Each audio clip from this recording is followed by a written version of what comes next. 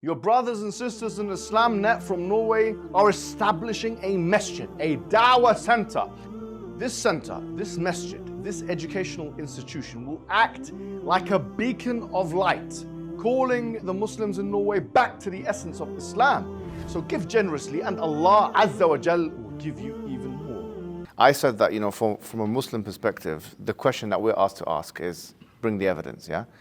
If I were to bring reasonable evidence, which would satisfy some kind of probabilistic reasoning, that the Prophet Muhammad, we believe is the final prophet, right? That he was a true prophet, would you be willing to become a Muslim? I wouldn't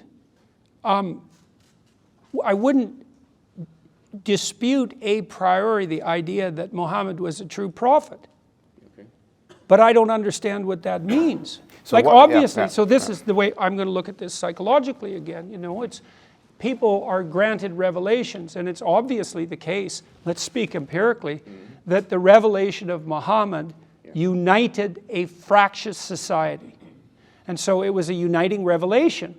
Now, how to conceptualize, but it's not a universally uniting revelation, at least not yet, or not now, because we're not all united. So why? Well, maybe we didn't understand the revelation properly. That's one possibility. Is the presupposition what you're saying that unity is the ultimate objective?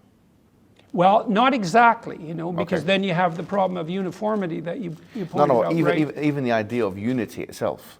I mean, is there not... Well, we talked about, so unity is a great, just to be clear, I believe that unity is a great objective, but I don't think it's the all-defining one. For example, if there is an injustice that is so great that disunity is more appropriate, then I can imagine situations where disunity is probably better than unity. Right.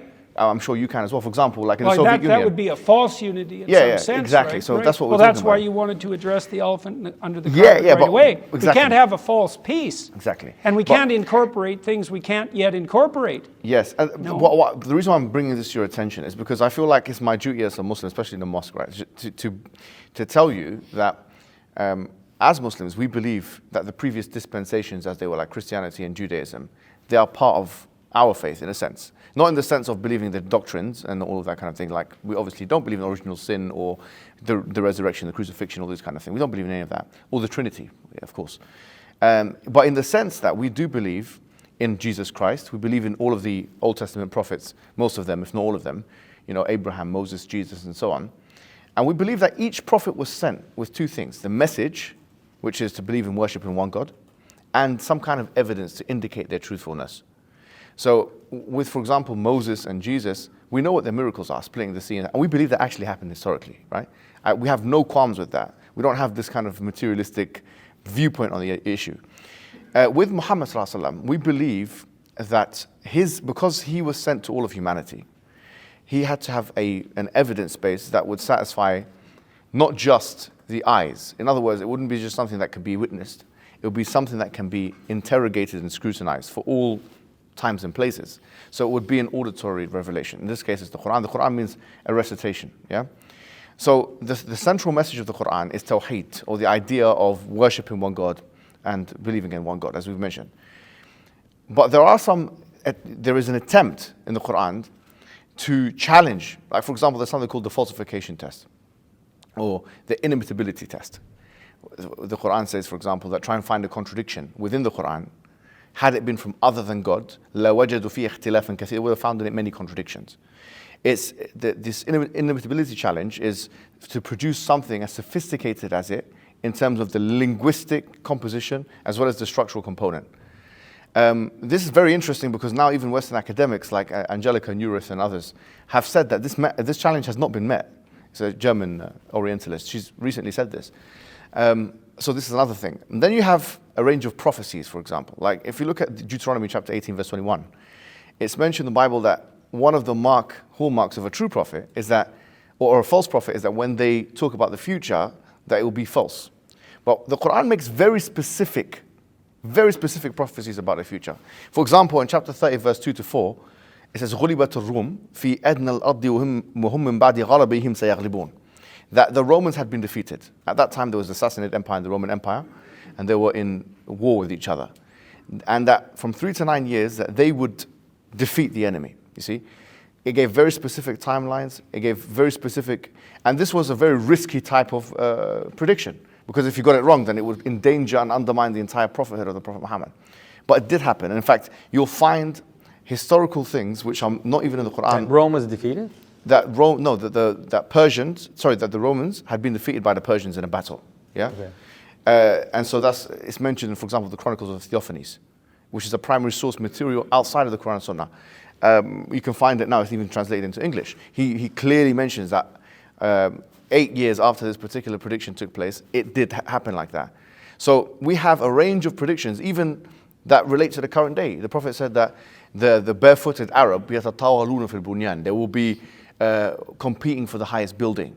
That sexually transmitted diseases would be proliferated as a result of people having intercourse outside of marriage, and that this would be something that would be diseases that had never been there in the past. The interest-based economy that we live in is mentioned by the Prophet Muhammad. I said in the future, interest will be everywhere.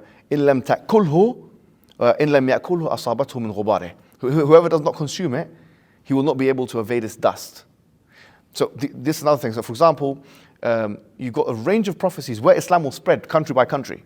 Where, this is mentioned, he's going to go, there's a hadith that says, زُوِيَ لِيَ الْأَرْضِ, that the earth has been expanded for me. فَرَأَيْتُ مَشَارِقَهَا وَمَغَارِبَهَا, I saw its west points and east points. وَإِنَّ أُمَّتِي سَيَبْلُغُ مُلْكُهَا, and my nation will reach its points, مَا زُوِيَ لِي مِنْهَا, what was projected, and it's saying east and west. If you look at the Islamic expansion, I mean, Barnaby Rogerson, who is a historian, he said that the similitude of the Muslims going eastward and westward and conquering the amount of countries that they conquered in that early period, which you can read in the book that I've given you, is like Eskimos taking over Russia and America.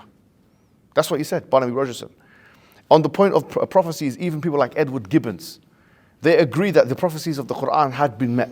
So I have to ask. Yeah. So I don't understand the question exactly. He wants to know if you will convert to Islam. No, I'm saying that, no, that wasn't. I mean, that's the question. Well, look, I would say to some degree, it's not up to me. No, but my question was, just to remind you, the question was, if I gave you evidence that would satisfy a certain level of probabilistic... No. So you wouldn't? No, because that isn't how I evaluate the situation. How would you evaluate it? This is the crux. Well, I'm a Muslim enough to have been invited to your mosque. No, you're always invited. Even if no, you're no, not but I mean this specifically. Yeah, I mean this very specifically, I don't think in some sense, this is a very complicated problem. Okay. When people meet me on the street, they'll say things like, I met a couple of Orthodox Jews in New York, and they said to me on the street that they call me rabbi, which was a hell of a thing to hear.